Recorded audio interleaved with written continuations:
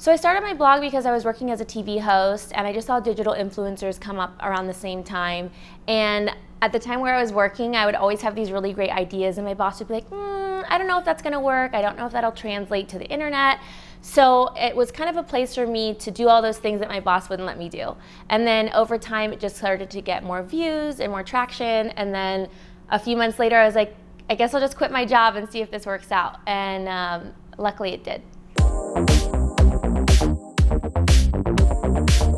Growing up, I went to school for broadcast journalism. I always had a passion for sharing things with an audience, so I thought becoming a TV host was the only way that I could reach a lot of people.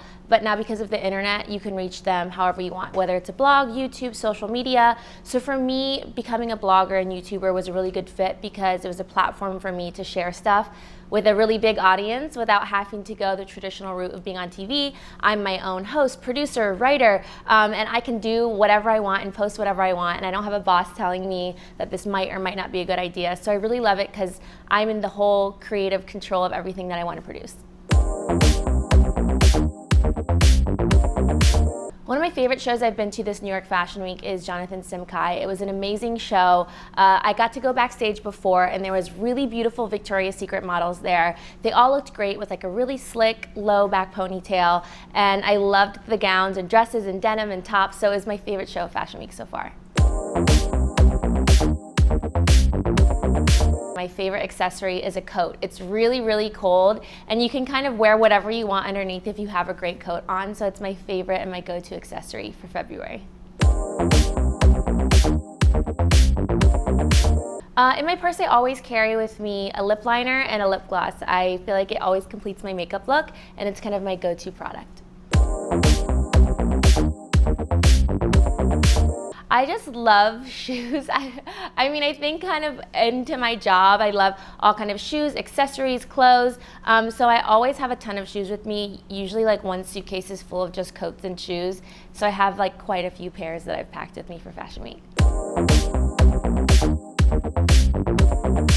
My best packing tips for going on a vacation always is to pack the same kind of color palette of clothes. If everything kind of goes together, I always pack like blacks, grays, and neutrals. You can only pack a couple things and everything can mix and match. If you're packing a blue and an orange and a red, your outfits can't really be maximized in the most amount of outfits that you can make of those pieces. So if you just pack a few colors, everything will match and you can kind of create a ton of outfits with only a few things. I prefer neutral colors because I feel like when you look back on a picture maybe from 5 or 10 years ago, you might look at yourself like, oh, I'm wearing this print or this pattern and now I hate it. But likely if you just wore a plain black t-shirt 5 years ago, you're still gonna like the pictures now because it's kind of a classic piece that you can always mix and match with everything. So for me, I just felt like it's investment pieces I can have in my closet that I'll wear forever instead of trend pieces that I won't like in a few months. So I'm in one of the suites right now at Dream Downtown, and you can see it's like such a cool room. And I love this hotel because it's like young, fresh, modern, and it doesn't feel old and stuffy, kind of like some other hotels in New York can feel, so I love staying here.